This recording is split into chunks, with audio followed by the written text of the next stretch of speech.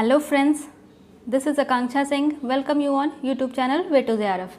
आज हम डिस्कस करेंगे आरडीए 2020 के मोस्ट इम्पॉर्टेंट क्वेश्चंस जो अभी जीआईसी का एग्ज़ाम है, जीआईसी के लिए, उसके बाद अगर एलटी ग्रेड वाले एग्ज़ाम आएंगे उसके लिए, एंड अगर आप उसके बाद भी अगर नेट जेआरएफ की भी प्रिपरेशन कर रहे हैं तो उसके लिए भी ये इंपॉर्टेंट होंगे, क्योंकि इसमें हम कवर करेंगे ऑलमोस्ट फुल आरडीए को हम इसमें कवर कर लेंगे थ्रू क्वेश्चंस।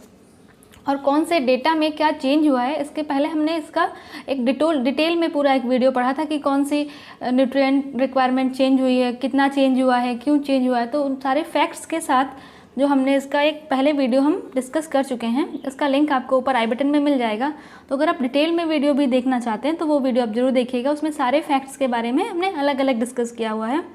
तो यहाँ से हम करेंगे जो इम्पॉर्टेंट क्वेश्चंस हैं कि जो कुछ मेजर डेटा होता है ना, जो हर एक क्वेश्चन में पूछा, हर एक क्वेश्चन पेपर में जो आते हैं, क्योंकि बहुत सारे डेटा हैं ऐसे, बट कुछ कुछ क्लासेस हैं, कुछ कुछ जो कैटेगरीज हैं उनमें कुछ स्पेसिफिक डेटा होता है जो हर एक एग्ज़ाम में मोस्टली पूछा जाता है। तो हम वही से डिस्कस करना स्टार्ट करते हैं।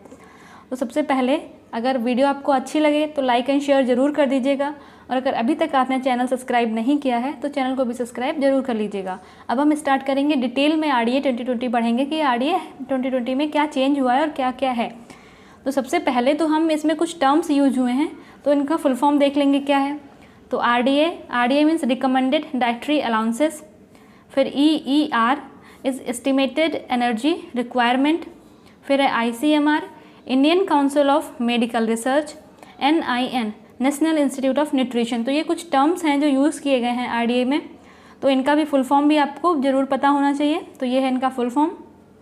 नेक्स्ट क्वेश्चन आता है कि जो आरडीए 2020 फार्मूलेट की गई थी बाय द एक्सपर्ट कमेटी, जो आरडीए 2020 बनाई गई है इसको कितनी कमेटी ने मिलकर बनाया है, तो वो है क्या क्या ऑप्शंस हैं NNMB, NFHS, WHO, IAP, all of these. तो इसका आंसर हो जाएगा ऑल ऑफ दीज। अगर हम बात करें NNMB की तो इसका फुल फॉर्म है नेशनल न्यूट्रिशन मॉनिटरिंग ब्यूरो। फिर आता है NFHS, इसका फुल फॉर्म है नेशनल फैमिली हेल्थ सर्वे। फिर आता है WHO वर्ल्ड हेल्थ ऑर्गेनाइजेशन, ये तो आपको पता ही है। IAP, फिर आता है इंडियन अकेडमी ऑफ पेडियाट्रिक्स। ये सारी कमेटीज़ ने मिलकर आरडीए 2020 को फॉर्मुलेट किया है। जो आरडीए 2020 बनाई है तो ये सारी कमेटीज़ ने मिलकर बनाई है। नेक्स्ट क्वेश्चन आता है कि the energy requirement for the population more than 60 year of age decrease होती है due to the reduction of BMR। Give the reduction in BMR for male and female. यहाँ पे पूछा क्या गया है कि मेल और फीमेल का जो BMR में कमी हो रही है उसको बताना है। और किसके BMR में कमी हो रही है? ऐसे पर्सन जिनकी एज 60 ईयर से ज़्यादा हो गई है, मीन्स ऐसे मेल और फीमेल जिनकी एज 60 ईयर से ज़्यादा है उनके BMR में कमी हुई है। तो हमने यहाँ पे पढ़ा कि जो ये 60 ईयर से ज़्यादा के पर्सन हैं, एज के पर्सन हैं, उनके BMR में कमी हो रही है। तो ये BMR में कमी क्यों हो रही है इसको हम आगे पढ़ेंगे, इससे रिलेटेड क्वेश्चंस हैं आगे, तो ये हम आगे पढ़ेंगे। और यहाँ पे पूछा है कि कितनी कमी हो रही है BMR में मेल और फीमेल के, तो ये कितनी है? तो ये है 10% एंड 9%। जो मेल हैं, जो 60 ईयर से ज़्यादा के मेल हैं उनमें 10% BMR कम हुआ है, और जो 60 ईयर से ज़्यादा की फ़ीमेल हैं उनमें 9% का BMR में कमी आई है। और अगर हम एडल्ट की बात करें तो एडल्ट में 5% BMR की कमी आती है, जो कि बढ़ते बढ़ते 60 ईयर की एज में पहुंचने पे 10% मेल में और 9% फीमेल में हो जाता है। तो ये है मेल और फीमेल में BMR में कमी जो 60 ईयर से ज़्यादा के पर्सन है। नेक्स्ट क्वेश्चन है अकॉर्डिंग टू आरडीए 2020, जो आरडीए 2020 है उसके अकॉर्डिंग जो विटामिन ए की रिक्वायरमेंट है इन्फेंट के लिए वो कितनी है।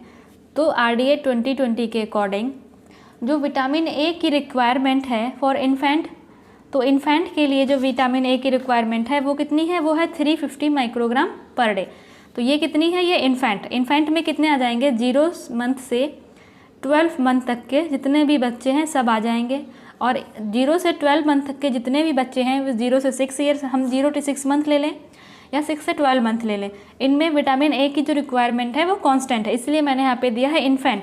यहाँ पे अलग अलग क्वेश्चन बनाने से अच्छा था कि 0 to 6 मंथ, फिर 6 से 12 मंथ अगर हम लेते तो ये 2 क्वेश्चन हो रहे थे, बट दोनों की वैल्यूज़ सेम है, तो इसीलिए यहाँ पे लिख दिया इन्फेंट्स। तो ये चीज़ें आपको टर्म्स भी थोड़ा ध्यान में देना है। तो कितनी है 350 माइक्रोग्राम। ये टर्म्स के साथ साथ जो सबसे ज़्यादा इम्पॉर्टेंट चीज़ है वो है कि यहाँ पे आपको जो यूनिट्स दे रखी हैं, ये यूनिट आपको बिल्कुल याद रखनी है। अब भाई ऑप्शन में आ गया, कहीं पे दिया है 350 माइक्रोग्राम पर डे और एक जगह पे दे दिया 350 ग्राम पर डे। अब आपको यहाँ पे कंफ्यूज नहीं होना है कि इनकी जो यूनिट है वो क्या है। तो यूनिट आपको बिल्कुल क्लियर पता होनी चाहिए, याद होना चाहिए बिल्कुल कि जो विटामिन ए है इसको हम माइक्रोग्राम में देते हैं। तो जो इन्फेंट हैं इनकी जो रिक्वायरमेंट है वो 350 माइक्रोग्राम पर डे है, ठीक है। उसके बाद हमारा दूसरा ऑप्शन क्या है 900 माइक्रोग्राम पर डे। तो 900 माइक्रोग्राम पर डे किसकी होती है, तो ये प्रेग्नेंट वुमेन की होती है 900 माइक्रोग्राम पर डे। उसके बाद दिया है 950, तो जो 950 है ये लैक्टेटिंग मदर की है। देखो विटामिन ए की जो रिक्वायरमेंट है वो लैक्टेशन में बढ़ती है, लैक्टेशन में प्रेगनेंसी के कंपैरिजन में लैक्टेशन में विटामिन ए की रिक्वायरमेंट जो है वो ज़्यादा होती है। अब यहाँ पे दिया है 1000 माइक्रोग्राम, तो 1000 माइक्रोग्राम किसकी है, तो ये 1000 माइक्रोग्राम रिक्वायरमेंट जो है वो मेन की रिक्वायरमेंट है। तो यहाँ पे इन्फेंट की हो गई 350 माइक्रोग्राम, प्रेग्नेंट वुमेन की 900 microgram per day, lactating mother की 950 माइक्रोग्राम पर डे और मेन की है 1000 माइक्रोग्राम पर डे। तो यहाँ से आपको कितने क्वेश्चन तैयार हो गए 4। तो ऐसे हम अभी डिस्कस करेंगे डिटेल में जो मेन इंपॉर्टेंट न्यूट्रिएंट डेटा है उसको। नेक्स्ट क्वेश्चन क्या आता है, बिफोर 1989 से पहले जो आरडीए प्रिपेयर की गई थी तो वहाँ पे रेफरेंस वेट क्या था मेन एंड वुमेन के लिए। जो 1989 से पहले जब फर्स्ट टाइम आरडीए प्रिपेयर की गई थी तो वहाँ पे जो भी रेफरेंस वेट लिया गया था मेन एंड वुमेन का वो क्यों लिया, वो कितना लिया गया था। अगर हम बात करें जब हम आरडीए फॉर्मुलेट करते हैं तो वहाँ पे हम देखते हैं कि हम क्या मेन क्राइटेरिया क्या होता है, हम देखते हैं कि पर्सन की एज क्या है, उसके बाद उसकी फिजिकल एक्टिविटी लेवल क्या है, मीन्स उसके बाद जेंडर क्या है, मेल है फीमेल है। तो ये सब चीज़ें हम देखते हैं ना कि ये कुछ बेसिक क्राइटेरिया हैं। तो जब 1989 में जब उससे पहले जब आरडीए फॉर्मुलेट की गई थी तो वहाँ पे भी एक जो बेसिक रेफरेंस वेट लिया गया था मैन एंड वुमेन का, तो वो ये हमने क्यों लिया है क्योंकि जो नया वाला रिपोर्ट जो आया है 2020 आरडीए का उसमें इसके बारे में 2-3 पॉइंट डिस्कस किया है। तो हो सकता है कि क्योंकि डेटा चेंज हुआ है तो हो सकता है कि डेटा पूछ ले कि हाँ 1989 से पहले क्या था। तो अगर हम 1989 की बात करें, 1989 से पहले आरडीए, तो वहाँ पे जो रेफरेंस वेट लिया गया था मेन के लिए वो 60 kg था और हम वुमेन की बात करें तो वो 50 kg था। तो इसका ऑप्शन नंबर जो ए है वो करेक्ट हो जाएगा। नेक्स्ट क्वेश्चन आता है, according to RDA 2020 what is the safe protein requirement for healthy Indian adult. देखो यहाँ पे बात किया गया है कि आरडीए 2020 के अकॉर्डिंग सेफ प्रोटीन रिक्वायरमेंट क्या है हेल्दी इंडियन एडल्ट के लिए। यहाँ पे किसको फोकस किया है, एडल्ट को। उसके लिए क्या है सेफ प्रोटीन रिक्वायरमेंट। तो यहाँ पे 2 टर्म है, एक तो सेफ प्रोटीन रिक्वायरमेंट और दूसरा बात क्या है हेल्दी इंडियन एडल्ट्स। तो यहाँ पे जो वैल्यू दी गई है वो पर ग्राम पर केजी पर डे के हिसाब से दी गई है कि कितने ग्राम प्रोटीन पर केजी के अकॉर्डिंग लेना है। तो यहाँ पे ऑप्शंस क्या दिए हुए 0.66 ग्राम पर केजी में पर डे, फिर 0.83 ग्राम पर केजी पर डे या 1 ग्राम पर केजी पर डे। तो यहाँ पे ये 3 डेटा हैं और तीनों डेटा आपके लिए बिल्कुल इम्पॉर्टेंट हैं। तो हम यहाँ पे सबसे पहले बात करते हैं कि जो सेफ़ प्रोटीन रिक्वायरमेंट है, तो सेफ़ प्रोटीन रिक्वायरमेंट है 0.83 ग्राम पर केजी पर डे। देखो जहाँ पे सिर्फ ग्राम पर केजी दिया, सिर्फ ग्राम में दिया होता तब हम लिखते हैं कि टोटल प्रोटीन की रिक्वायरमेंट। यहाँ पे देखो यूनिट की वजह से कितना चेंज हो गया है, यहाँ पे ग्राम पर केजी पर डे। तो यहाँ पे हम लिखेंगे कि कितने ग्राम प्रोटीन एक दिन में जितने वेट का पर्सन है उसके पर वेट के अकॉर्डिंग कितनी प्रोटीन की रिक्वायरमेंट होगी। तो यहाँ पे पूछा है सेफ प्रोटीन, तो ये हो जाएगा 0.83 जो है ये सेफ प्रोटीन रिक्वायरमेंट है। और दूसरा एक है कंप्यूटेड मीन्स वो कितना है, वो है 0.66 और यहाँ पे 1 दिया है।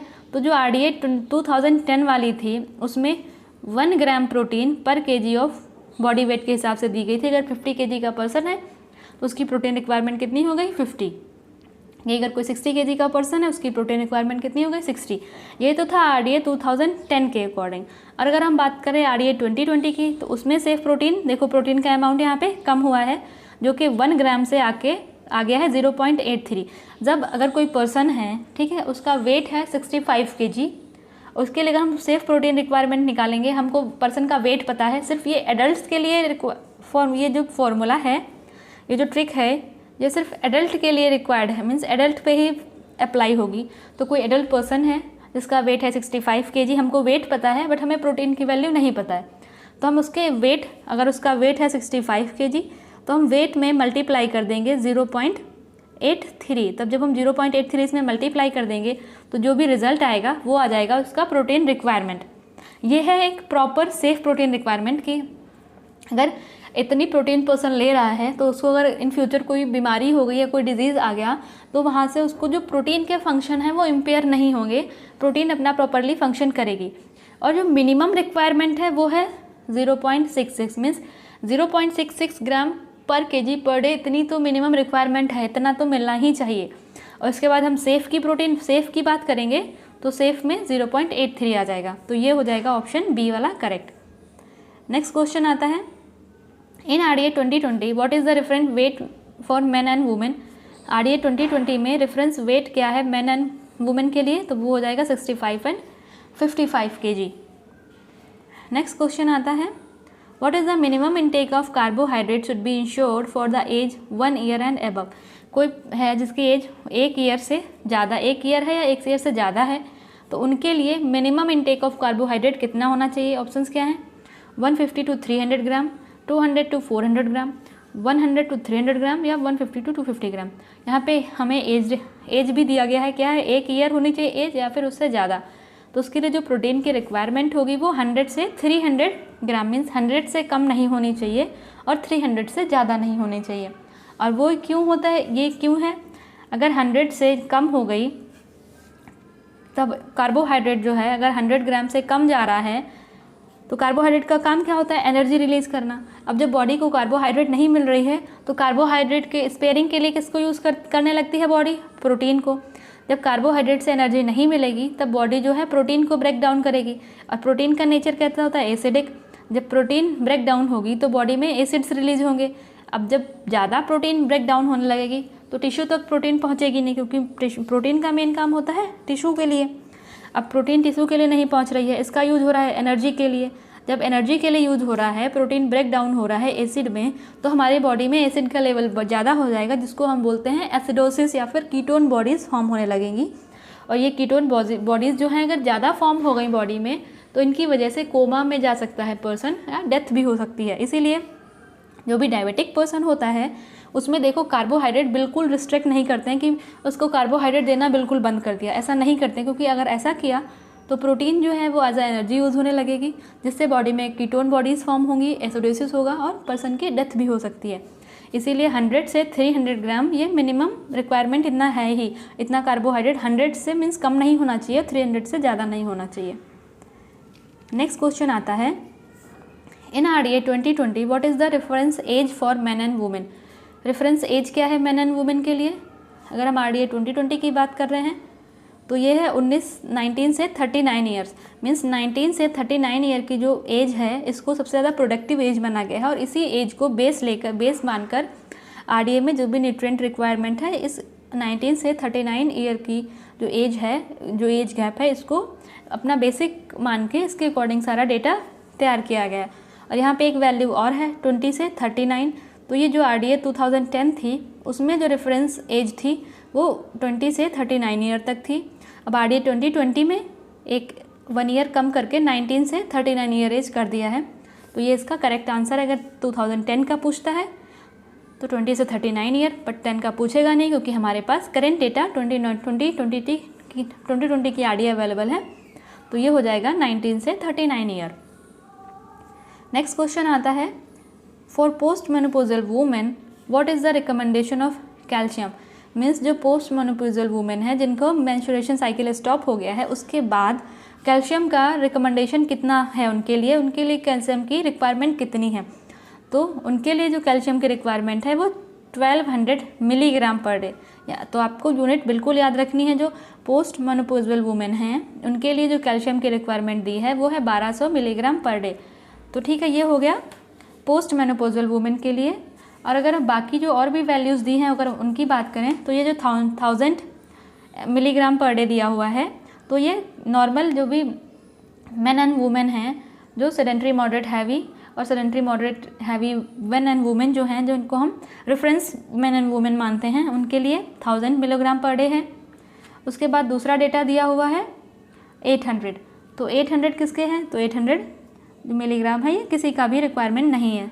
600, तो ये 600 भी किसी का रिक्वायरमेंट नहीं है। तो ये दोनों हैं। 1000 जो है वो रेफरेंस मैन एंड वुमेन है उनके लिए है, और 1200 की अगर हम बात करें तो जो पोस्ट मेनोपॉजल वुमेन है उनके लिए है। नेक्स्ट क्वेश्चन आता है, what is the energy requirement of 6 year child. देखो यहाँ पे स्पेसिफाई किया गया है 6 ईयर चाइल्ड। तो जो RDA 2020 फॉर्मुलेट की गई है तो एनर्जी की रिक्वायरमेंट के लिए इन्होंने जो अपना बेस माना है वो 6 से लेकर 12 साल के जो बच्चे हैं इनको अपना बेस माना है। तो यहाँ पे पूछा गया है कि 6 ईयर का जो बच्चा है उसकी एनर्जी की रिक्वायरमेंट कितनी है। तो जो 6 ईयर का बच्चा है उसकी एनर्जी की रिक्वायरमेंट जो है वो 1360 है। 1360 किलो कैलोरी। देखो एनर्जी की वैल्यू किलो कैलोरी, तो जितनी भी यूनिट्स हैं हमको याद रखनी है। तो अगर हम 6 साल के बच्चे की बात करें तो उसकी एनर्जी की रिक्वायरमेंट जो है वो 1360 किलो कैलोरी है। अब यहाँ पे दिया हुआ है 1700 किलो कैलोरी। तो 1700 किलो कैलोरी किसकी है? 7 to 9 ईयर के जो बच्चे हैं उनकी एनर्जी की रिक्वायरमेंट है 1700 किलो कैलोरी। अब अगर हम बात करें, दिया है 2220 किलो कैलोरी। तो यहाँ से 10 से 12 साल के जो, देखो 1 ईयर से 9 ईयर तक जो RDA की वैल्यू है वो गर्ल हो या बॉय हो दोनों के लिए सिमिलर है, उनको हम चिल्ड्रन के ग्रुप में रखते हैं। अब 7 के बाद 10 ईयर्स से हम इनको अलग अलग कर देते हैं, बॉय की रिक्वायरमेंट अलग है और गर्ल की रिक्वायरमेंट अलग है। तो यहाँ पे 10 से 12 ईयर का जो बॉय है उसकी जो एनर्जी की रिक्वायरमेंट है वो है ये 2220, ये है बॉय के लिए 2220। और यही अगर हम बात करें गर्ल की तो गर्ल के लिए 2260 की एनर्जी की रिक्वायरमेंट होती है। वो भी जो 10 से 12 साल की गर्ल है उसके लिए एनर्जी रिक्वायरमेंट है 2060।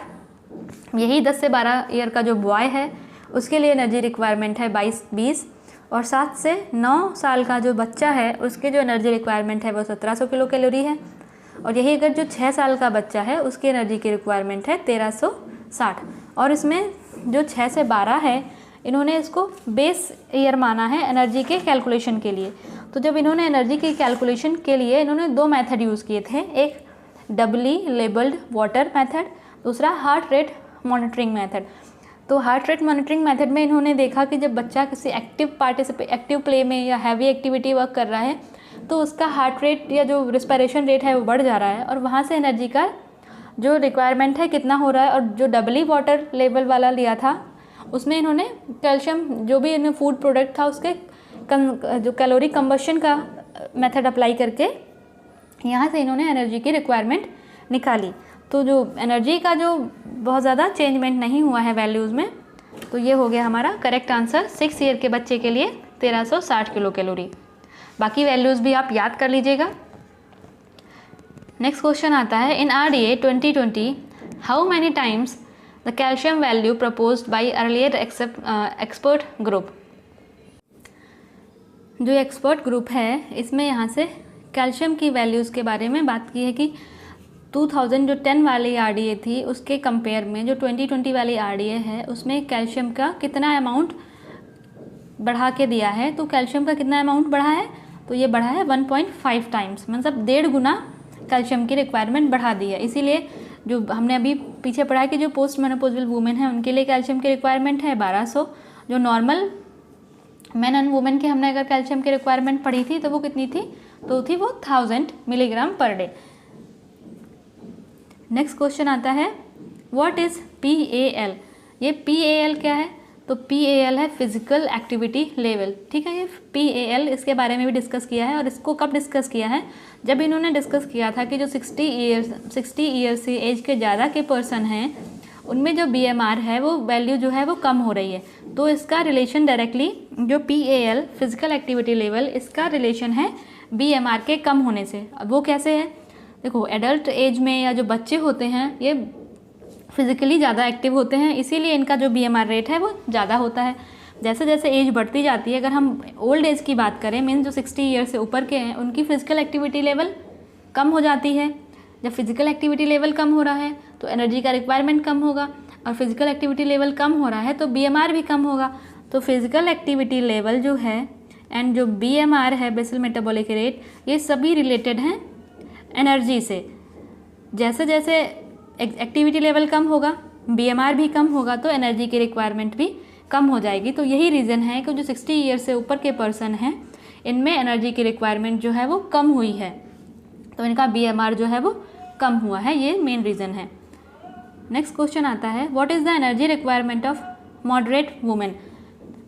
अगर हम मॉडरेट वुमेन के एनर्जी की रिक्वायरमेंट की बात करें तो क्या है, तो हम इसमें 3 ग्रुप पढ़ते हैं, सेडेंटरी, मॉडरेट एंड हैवी। तो ये है सेडेंटरी, मॉडरेट, हैवी 3 ग्रुप, और तीनों ग्रुप में एनर्जी की रिक्वायरमेंट क्या होती है। तो तीनों ग्रुप में अगर हम एनर्जी की बात करें तो यहाँ पे बात की गई है मॉडरेट वुमेन की, तो मॉडरेट में है 2130 किलो कैलोरी। अगर हम सेडेंटरी की बात करते हैं तो 1660 किलो कैलोरी, और हैवी वुमेन, हैवी जो वर्किंग वुमेन है उसकी बात करते हैं 2720 किलो कैलोरी।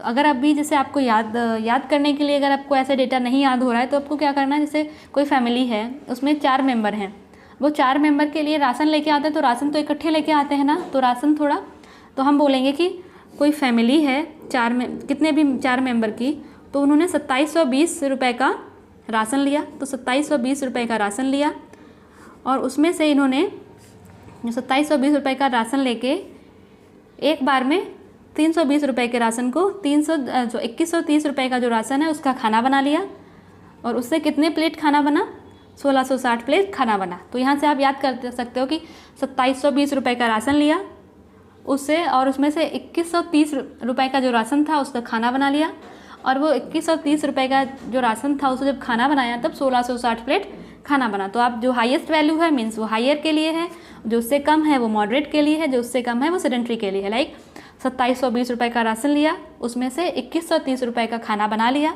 और 2130 का खाना बनाया है, उससे 1660 प्लेट खाना बन के तैयार हुआ है। तो ये आपको तीनों वैल्यूज़ जो हो गई याद हो गई।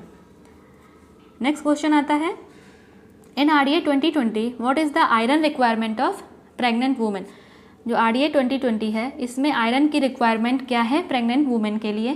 तो अगर हम RDA 2020 की बात करें तो इसमें जो आयरन की रिक्वायरमेंट है प्रेग्नेंट वुमेन के लिए वो है 27 मिलीग्राम पर डे। आयरन की रिक्वायरमेंट है प्रेग्नेंट वुमेन के लिए 27 मिलीग्राम पर डे।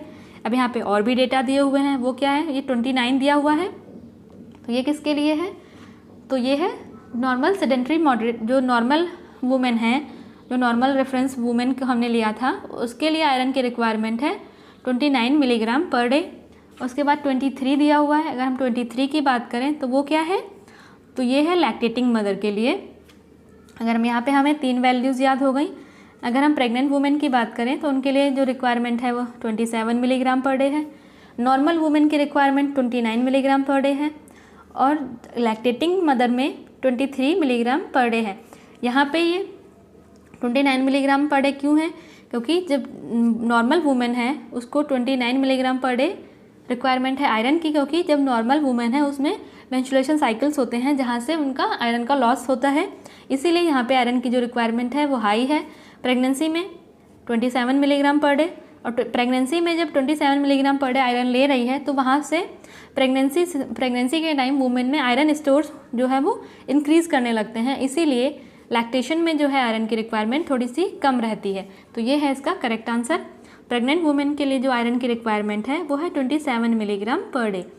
नेक्स्ट क्वेश्चन आता है, in RDA 2020 what is the iron requirement of pregnant women. अगर हम आयोडीन की बात करें तो आयोडीन की रिक्वायरमेंट कितनी है प्रेग्नेंट वुमेन के लिए। तो अगर हम आयोडीन की बात करते हैं प्रेग्नेंट वुमेन के लिए तो उसकी रिक्वायरमेंट है 250 माइक्रोग्राम पर डे। ठीक है, ये हो गया 250 माइक्रोग्राम पर डे आयोडीन की रिक्वायरमेंट। उसके बाद ये हमें दिया हुआ है 150, तो 150 जो है ये नॉर्मल वुमेन की रिक्वायरमेंट है। तो यहाँ पे वैल्यूज़ क्या है, माइक्रोग्राम पर डे इसका यूनिट है, मीन्स जो प्रेग्नेंट वुमेन है उसको आयरन की रिक्वायरमेंट है 250 माइक्रोग्राम पर डे। जो नॉर्मल वुमेन है उसकी रिक्वायरमेंट है 150 माइक्रोग्राम पर डे। उसके बाद ये 280 दे रखा है, तो ये 280 माइक्रोग्राम पर डे है जो लैक्टेटिंग मदर है उसकी। और आयरन की रिक्वायरमेंट प्रेगनेंसी में बढ़ क्यों जाती है? क्योंकि आयरन जो है ये ब्रेन डेवलपमेंट में हेल्प करता है, और प्रेगनेंसी के टाइम, प्रेगनेंसी की ड्यूरेशन में जो बेबी है उसमें ब्रेन का डेवलपमेंट होता है या ब्रेन फॉर्मेशन होता है, तो उसके लिए आयरन की रिक्वायरमेंट ज़्यादा होती है। इसीलिए प्रेगनेंसी के टाइम आयरन की रिक्वायरमेंट बढ़ जाती है और लैक्टेशन में आयरन की रिक्वायरमेंट बढ़ जाती है। और अगर हम नॉर्मल आयोडीन की बात करें तो नॉर्मल एडल्ट के लिए जो आयोडीन की रिक्वायरमेंट बोली गई है वो है 150 माइक्रोग्राम पर डे। तो ये 150 नॉर्मल वुमेन हो या मैन हो, एडल्ट वुमेन एडल्ट मैन कोई भी हो, उसके लिए ये 150 माइक्रोग्राम पर डे सेम रहेगी। ये प्रेगनेंसी में 250 माइक्रोग्राम हो जाती है और लैक्टेशन में 280 माइक्रोग्राम पर डे हो जाता है। नेक्स्ट क्वेश्चन आता है, what is the requirement of protein for moderate women. देखो अभी हमने बात की है requirement of protein for moderate women. ये मॉडरेट किस में आती है? जो हमने एडल्ट रेफरेंस वुमेन लिया है। अब उसमें सेडेंट्री वुमेन हो या मॉडरेट वुमेन हो या हैवी वर्कर वुमेन हो, कोई भी हो, वेट इनका कितना होता है? हमने वेट कितना लिया है? 55। हमने 55 kg वेट लिया है और इनकी हमें प्रोटीन की रिक्वायरमेंट पता करनी है। तो हमने अभी लास्ट में हमने क्या पढ़ा था कि जो भी एडल्ट पर्सन हैं उनके लिए हम ये फार्मूला अप्लाई कर सकते हैं कि 55 kg की वुमेन है और उसको सेफ़ प्रोटीन रिक्वायरमेंट कितनी चाहिए? 0.83। तो ये है उनकी सेफ़ प्रोटीन रिक्वायरमेंट 0.83। अब जब हम इसको कैलकुलेट करेंगे तो प्रोटीन की वैल्यू कितनी आएगी? तो ये आ जाएगी अप्रॉक्स 46। तो अब हम ये है एडल्ट वुमेन, तो अभी सेडेंट्री हो, मॉडरेट हो या हाई वर्कर वुमेन हो, कोई भी वर्कर वुमेन हो, वेट तो सबका 55 ही हमने रेफरेंस लिया है। तो इनकी प्रोटीन की रिक्वायरमेंट कितनी हो जाएगी? तो प्रोटीन की रिक्वायरमेंट हो जाएगी 46 ग्राम पर डे। तो 46 ग्राम पर डे इनकी प्रोटीन की रिक्वायरमेंट है। बाकी ये प्रोटीन की रिक्वायरमेंट ऐसे ही लिख दें तो इनका कोई वैल्यू मीनिंग नहीं है। यहाँ पे बात की गया था सेडेंट्री, मॉडरेट, या देखो यहाँ से आपको कंफ्यूज नहीं होना कि यहाँ पे सेडेंट्री, मॉडरेट, हैवी कुछ भी लिख के दे सकते हैं, तीनों कैटेगरी में से कुछ भी ले सकते हैं। तो ये है कि आपको जो हमने अगर एडल्ट वुमेन की बात कर रहे हैं, सेडेंट्री, मॉडरेट या हैवी किसी भी वुमेन की बात कर रहे हैं, तो उनका वेट क्या है? 55 kg, और इनके वेट से हम कैलकुलेट कर सकते हैं सेफ प्रोटीन रिक्वायरमेंट 46 ग्राम पर डे। तो इनकी प्रोटीन रिक्वायरमेंट कितनी है? 46 ग्राम पर डे। नेक्स्ट क्वेश्चन आता है, in RDA 2020 what is the iron requirement of lactating mother. अब ने अभी डिस्कस किया था 23 मिलीग्राम पर डे जो ये आयरन रिक्वायरमेंट है, ये है लैक्टेटिंग मदर का। उसके बाद 16 हमने दिया हुआ है 16 मिलीग्राम। तो 16 मिलीग्राम किसका है? तो 16 जो बॉयज़ हैं, जो बॉय हैं 10 to 12 ईयर के जो बॉय हैं, इनकी रिक्वायरमेंट होती है 16 मिलीग्राम पर डे आयरन की। और ये 19 दिया हुआ है, तो 19 जो है ये नॉर्मल जो एडल्ट मेन हैं उनकी रिक्वायरमेंट है 19। और यहीं पे अगर 29 दिया होता तो ये नॉर्मल जो वुमेन है उसकी रिक्वायरमेंट होती है 29 मिलीग्राम पर डे, और मेन की होती है 19। और यहाँ पे पूछा लैक्टेटिंग मदर तो उसकी होती है 23 microgram per day. Next question है, what is the increase protein requirement during pregnancy third trimester. Third trimester की अगर हम बात कर रहे हैं तो उसमें प्रोटीन की कितनी रिक्वायरमेंट बढ़ जाती है? तो हमने पढ़ा कि जो नॉर्मल वुमेन है उसकी रिक्वायरमेंट है 46, और अगर हम प्रेगनेंसी की बात करें वो भी थर्ड ट्राइमेस्टर में, तो थर्ड ट्राइमेस्टर में 22.0 ग्राम प्रोटीन की रिक्वायरमेंट बढ़ जाती है। तो यहाँ पे पूछा गया है कि कितनी, यहाँ पे दो टर्म पूछ सकते हैं कि कितनी इंक्रीज़ कर जाती है, तो ये 22.0 इंक्रीज़ कर जाती है। अगर पूछें कि थर्ड ट्राइमेस्टर में टोटल प्रोटीन रिक्वायरमेंट क्या है एक दिन की, तो इन दोनों को अगर हम प्लस कर देंगे मीन्स 68 ग्राम, तो ये आ जाएगी 68 ग्राम। तो यहाँ पे अगर टोटल पूछते हैं तो ये 68 ग्राम हो जाएगी। और यहाँ पे पूछा है कि इंक्रीज्ड प्रोटीन रिक्वायरमेंट कितनी है, तो इंक्रीज्ड में आ जाएगी 22.0 ये है इंक्रीज्ड प्रोटीन रिक्वायरमेंट। यहाँ पे हमने दिया है 17, तो 17 ये लैक्टेशन में इंक्रीज़ कर जाती है। जो लैक्टेशन का पीरियड है 0 to 6 मंथ का, तो वहाँ पे ये 17 ग्राम इंक्रीज़ करती है, तो ये लैक्टेशन के पीरियड में इंक्रीज़ करती है। नेक्स्ट क्वेश्चन क्या आता है, the serial legume milk composition of the diet in RDA 2020। जो RDA 2020 है उसमें सीरियल, लेग्यूम और मिल्क के कंपोजिशन के बारे में बात किया है।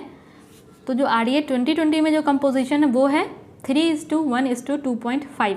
और यहीं पे अगर हम RDA 10 की बात करें तो उसमें क्या था 11:1:3 मीन्स 11 सीरियल 1 ग्राम। अगर हम बात करें सिंपल सी एक एग्जाम्पल के तौर पे कि 11 अगर हम कटोरी को मान लेते हैं 1 सर्विंग इज इक्वल टू 1 कटोरी, तो यहाँ पे सीरियल के 11 सर्विंग चाहिए मीन्स 11 कटोरी अगर कोई सीरियल ले रहा है तो उसको 1 कटोरी दाल लेनी होगी और 3 कटोरी मिल्क लेना होगा। ये था RDA 2010 के अकॉर्डिंग। और अगर हम 2020 की बात करें तो अभी हम यहाँ पे देखो रिक्वायरमेंट क्या है, कम हुआ है, कंपोजिशन चेंज हुआ है। ये चेंज क्यों हुआ है? क्योंकि प्रोटीन की जो वैल्यू है वो चेंज हुई है। ठीक है, तो प्रोटीन की वैल्यू अगर चेंज हो रही है तो प्रोटीन रिच क्या होता है, यहाँ पे अगर हम बात करें तो पल्सेस और मिल्क ये दोनों प्रोटीन में रिच हैं। उसके बाद कुछ अमाउंट हमें सीरियल से भी प्रोटीन का मिलता है और एनर्जी की वैल्यू कांस्टेंट है। तो यहाँ पे इसीलिए ये कंपोजिशन जो है चेंज हुआ है। मीन्स 3 कटोरी अगर सीरियल्स ले रहे हैं, 1 कटोरी लेग्यूम्स लेंगे और 2.5 कटोरी मिल्क लेंगे नई वाली RDA के अकॉर्डिंग, क्योंकि नई वाली RDA में प्रोटीन की जो रिक्वायरमेंट है वो कम हुई है। तो इसकी वजह से ये पूरा कंपोजिशन भी चेंज हो गया है। तो RDA 2020 का कंपोजिशन क्या है, सीरियल, लेग्यूम और मिल्क का 3:1:2.5। नेक्स्ट क्वेश्चन है what is the increase protein requirement during pregnancy and why. देखो सेकेंड ट्राइमेस्टर में प्रोटीन का रिक्वायरमेंट कितना बढ़ता है, यहाँ पे भी पूछा है कि कितना बढ़ रहा है, मीन्स कितना इंक्रीज़ हो रहा है। तो 46 हमारा नॉर्मल है, इंक्रीज़ कितना हो रहा है तो 9.5 इंक्रीज़ कर रहा है। तो ये हो जाएगा इंक्रीज़ का है 9.5। अगर टोटल पूछेंगे तो इन दोनों को प्लस कर देंगे, वो टोटल आ जाएगा। ये है सेकेंड ट्राइमेस्टर का। और यहाँ पे पूछा है वाई। वाई तो आपको पता है क्योंकि जो फीटस ग्रो कर रहा है उसके टिश्यू फॉर्मेशन के लिए और ब्लड वॉल्यूम चेंज हो रहा है उसके लिए, तो कुछ जो फिजिकल चेंजेस हो रहे हैं उसके लिए प्रोटीन की रिक्वायरमेंट जो है वो बढ़ जाती है। इसीलिए प्रेगनेंसी के टाइम प्रोटीन की रिक्वायरमेंट बढ़ जाती है। तो सेकेंड ट्राइमेस्टर में कितना बढ़ रहा है 9.5 ग्राम, थर्ड ट्राइमेस्टर में 20.0 बढ़ रहा है। तो ये हैं दोनों वैल्यूज़ आपको याद रखनी है। नेक्स्ट क्वेश्चन है अ न्यूअर प्रोटीन इंडेक्स। जो नई प्रोटीन इंडेक्स के बारे में क्योंकि RDA 2020 में प्रोटीन की वैल्यू चेंज हुई है तो नया प्रोटीन इंडेक्स भी आएगा। तो जो 2020 में नई प्रोटीन इंडेक्स के बारे में बात किया है उसमें इन्होंने इंट्रोड्यूस किया है इन करेंट डॉक्यूमेंट, जो कि बेस्ड है on true ileum digestibility of amino acid. Ileum small intestine का पार्ट है और हमने पढ़ा है कि जितने भी न्यूट्रिएंट का एब्जॉर्प्शन होता है वो हमारे स्मॉल इंटेस्टाइन में आके होता है।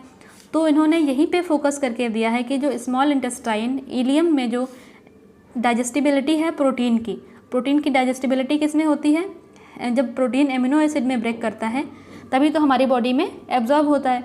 तो इन्होंने बोला है कि जो एमिनो एसिड इलियम में जाके डाइजेस्ट हो रहे हैं उसके लिए कौन सी प्रोटीन इंडेक्स इन्होंने यूज़ किया है, कौन सी प्रोटीन इंडेक्स को लेके मेज़र किया है कि कितना एमिनो एसिड इलियम में एब्जॉर्ब हो रहा है। तो ऑप्शंस क्या हैं PDCAAS, NPU, PER या DIASS। तो इसका जो करेक्ट आंसर है वो है DIAAS।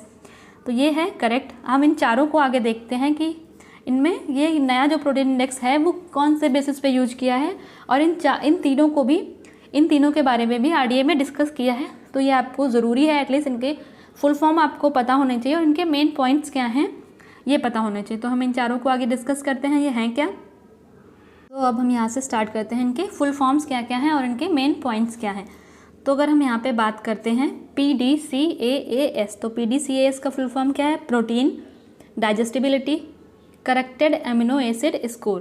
तो मीन्स इसका हम क्या देखते हैं, predict overall efficiency of protein utilisation in term of 2 component, जो कि digestibility and biological value digestibility. यहाँ पे हमने बात की है एक तो प्रोटीन डाइजेस्टिबिलिटी, ठीक, मीन्स प्रोटीन कितनी डाइजेस्ट हो रही है। उसके बाद हमने बात की है एमिनो एसिड स्कोर। तो एमिनो एसिड स्कोर के लिए हम रेफरेंस प्रोटीन क्या लेते हैं, एग प्रोटीन।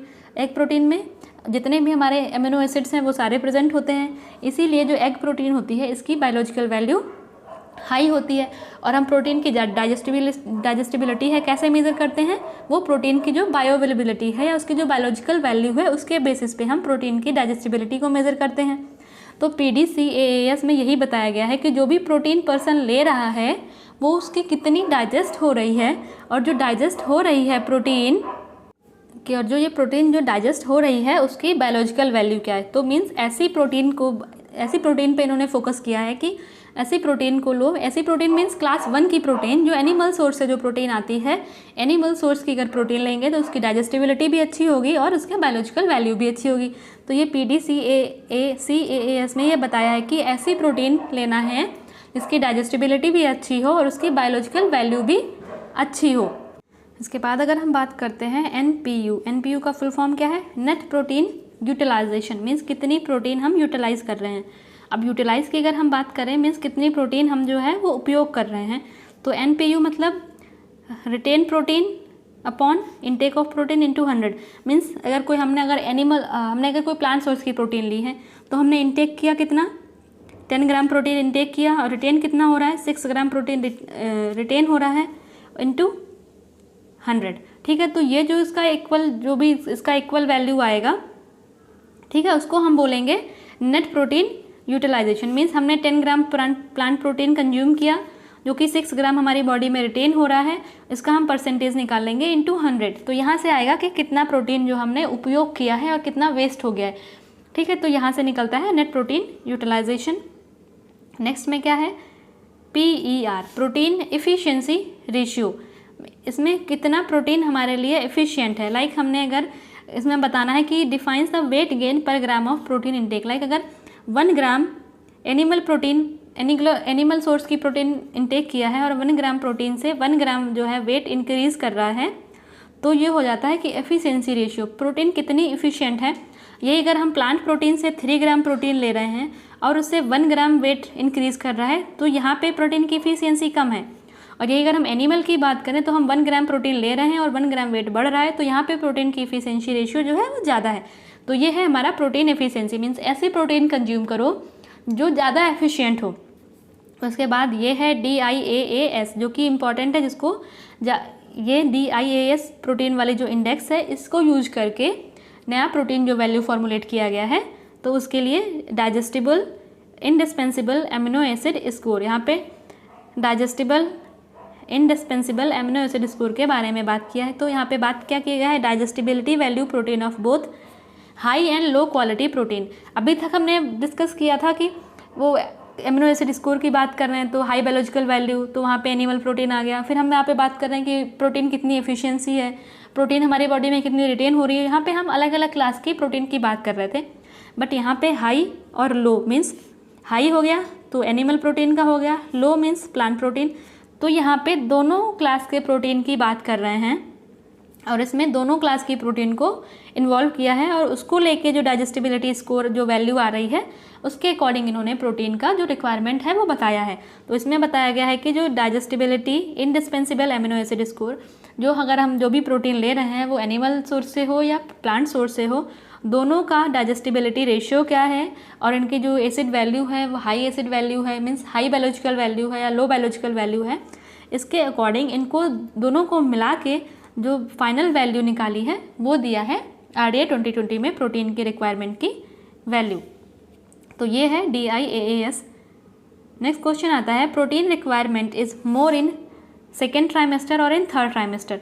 तो यहाँ पे आपको डिफरेंस बताना है। तो ये ऐसे ही सिंपल सा क्लियर है कि थर्ड ट्राइमेस्टर में हमने पढ़ा था 22.0 और सेकेंड ट्राइमेस्टर में हमने पढ़ा था 9.5 प्रोटीन की इंक्रीज़ हो रही है। तो दोनों का हम अब डिफरेंस कर देंगे तो आएगा 12.5। तो मीन्स सेकेंड ट्राइमेस्टर से थर्ड ट्राइमेस्टर तक कितनी प्रोटीन की रिक्वायरमेंट इंक्रीज़ कर रही है। तो इसको ये भी पूछ सकते हैं कि दोनों का डिफरेंस क्या है।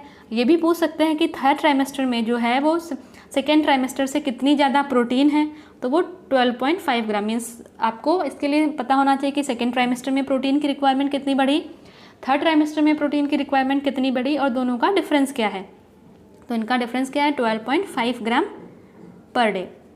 नेक्स्ट क्वेश्चन आता है in RDA 2020 what is the folate requirement of pregnant women.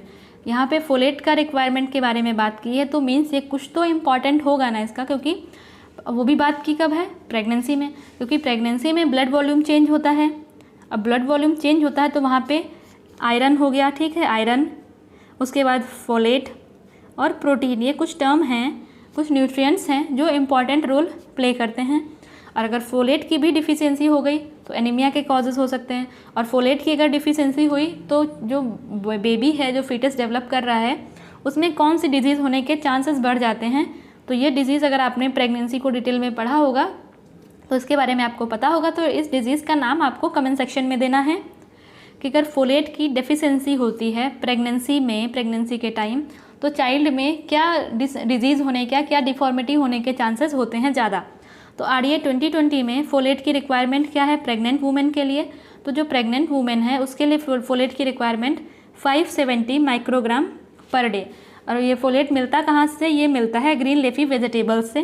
तो यहाँ पे ग्रीन लीफी वेजिटेबल्स की जो रिक्वायरमेंट है वो बढ़ जाएगी और प्रेगनेंसी में होती है रिक्वायरमेंट 570 माइक्रोग्राम पर डे। उसके बाद यहाँ पे दिया है 220 माइक्रोग्राम पर डे। तो जो 10 से 12 साल के जो बच्चे हैं, 10 से 12 साल के जो बॉयज़ हैं, अगर हम बॉयज़ की बात करें तो बॉयज़ की जो फोलेट की रिक्वायरमेंट होती है वो 220 माइक्रोग्राम पर डे इनकी रिक्वायरमेंट होती है। और अगर हम प्रेग्नेंट वुमेन की बात करें तो यहाँ पे उनकी रिक्वायरमेंट होती है 570 माइक्रोग्राम पर डे। यहाँ पे हमने 25 माइक्रोग्राम पर डे भी दे रखा है। तो जो 25 माइक्रोग्राम पर डे है तो ये इन्फेंट की रिक्वायरमेंट है। और कौन से इन्फेंट? जो 0 to 6 मंथ है। तो यहाँ से भी आपको समझ में आ रहा होगा कि इन्फेंट को भी फोलेट की रिक्वायरमेंट होती है। मीन्स फोलेट कितना इंपॉर्टेंट टर्म है, कितना इंपॉर्टेंट न्यूट्रिएंट है, जो कि प्रेगनेंसी में कितना चाहिए 570 माइक्रोग्राम पर डे। 10 से 12 साल के जो बॉयज़ हैं उनकी रिक्वायरमेंट होती है 220 माइक्रोग्राम पर डे।